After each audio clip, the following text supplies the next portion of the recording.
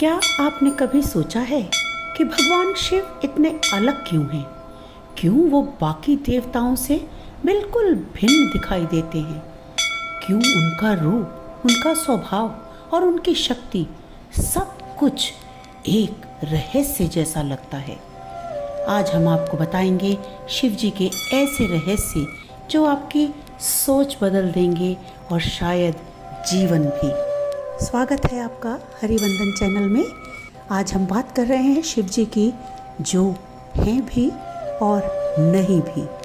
शिव जी का पहला रहस्य है उनका अस्तित्व। वे निराकार भी हैं और साकार भी। जब हम शिवलिंग की पूजा करते हैं तो हम किसी चेहरे या शरीर की नहीं, बल्कि उस अनंत ऊर्जा की पूजा कर रहे होते हैं जो हर जगह है, हर समय है। शिव का मतलब ही है जो नहीं है, यानी शून्य। और वही शून्य इस पूरी सृष्टि का आधार है। विज्ञान भी कहता है कि सब ऊर्जा है और शिव उसी ऊर्जा का नाम है। संहार नहीं, परिवर्तन। लोग कहते हैं कि शिव संहारक है, लेकिन असली सच तो कुछ और है। शिव विनाश नहीं करते, वे तो परिवर्तन करते हैं। जो पुराना खत्म होता है तभी तो नया जन्म लेता है। शिव का तांडव नृत्य सिर्फ विनाशकारी नहीं है, वो एक ऊर्जात्मक डांस है। वो एक कॉस्मिक डांस है, क्रिएशन, प्रिजर्वेशन और डिस्ट्रक्शन का। जैसे एक बीज मिट्टी में दबकर खत्म होता है, लेकिन वही एक दिन पेड़ बनकर उभरता है। शिव हमें सिखाते हैं हर अंत एक नई शुरुआत है। यही नहीं, चंद्रमा और गंगा से भी शिव जी हमें संदेश देते हैं कि शिव जी के सिर पर जो चंद्रमा है वो क्यों है, उनके जटाओं में गंगा क्यों बहती है। यह सिर्फ एक सजावट के लिए नहीं है, इसमें एक गहरा संदेश छुपा है। चंद्रमा हमारे मन का प्रतीक है, जो कि बहुत चंचल है, क्षण में इधर और क्षण में जाने कहाँ भागा जाता है। और गंगा ज्ञान और पवित्रता की धारा है। शिव दोनों को अपने ऊपर धारण करते हैं, यानी कि उन्होंने अपने मन को भी नियंत्रित किया है और अपने ज्ञान को भी। आज हमारी सबसे बड़ी समस्या क्या है? अशांत मन और भ्रमित सोच। शिव कहते हैं मन को शांत करो और ज्ञान को अपनाओ, तभी जीवन संतुलित होगा। और शिव के गले में जो सर्प हैं, आखिर वो क्यों हैं? सर्प का मतलब है डर, मृत्यु और खतरे का प्रतीक। हर हर महादेव, पूरी दुनिया हर हर महादेव, उसे अपने गले में धारण करते हैं। हर हर महादेव, भागो मत, हर हर महादेव, नियंत्रण करो, उसको अपने नियंत्रण में ले लो।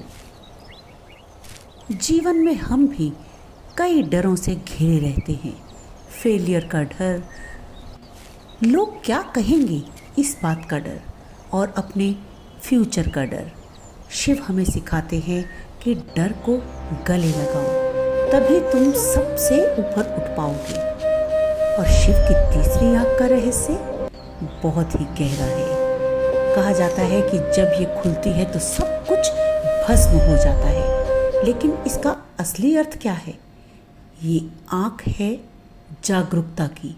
जब ये खुलती है तो अज्ञान, भ्रम और झूठ सब कुछ खत्म हो जाता है। जब ये खुलती है तो अज्ञान, भ्रम और झूठ सभी कुछ खत्म हो जाते हैं। आज हम बाहर की दुनिया को देखने में लगे हैं, लेकिन खुद के अंदर झांकना भूल ही गए हैं। अपने आप को भूल गए हैं। बाहरी दुनिया के आडंबर में हम फंस चुके हैं। और शिव कहते हैं कि अपने अंदर देखो, खुद को पहचानो, वही सच्चा ज्ञान है। शिव महलों में नहीं रहते, वे तो हिमालय के कैलाश पर्वत पे रहते हैं। क्यों? क्योंकि वे भोग नहीं, योग के प्रतीक हैं। आज आज दुनिया की सारी इच्छाओं को त्याग दिया है उन्होंने और ध्यान में लीन हो गए। आज हम जितना बाहर भागते हैं उतना ही अंदर से खाली होते जाते हैं। शिव सिखाते हैं सच्ची शांति बाहर नहीं, अपने भीतर ही मिलती है, अपने स्वयं के अंदर ही मिलती है। शिव अपने शरीर पर भस्म लगाते हैं। ये बहुत अजीब लगता है, लेकिन इसका अर्थ बहुत ही गहरा है।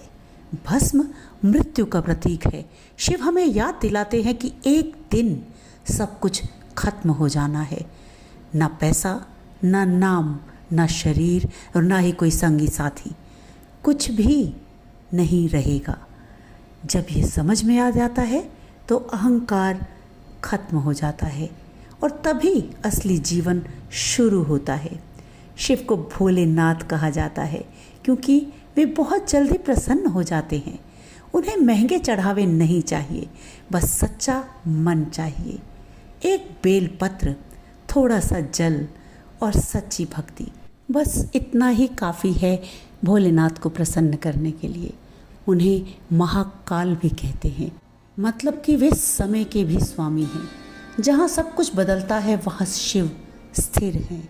वे अतीत, वर्तमान और भविष्य तीनों से परे हैं। ये थे शिव जी से जुड़े कुछ रहस्य, लेकिन असली रहस्य ये नहीं कि शिव कौन है। असली रहस्य ये है कि हम अपने अंदर के शिव को कब पहचानते हैं।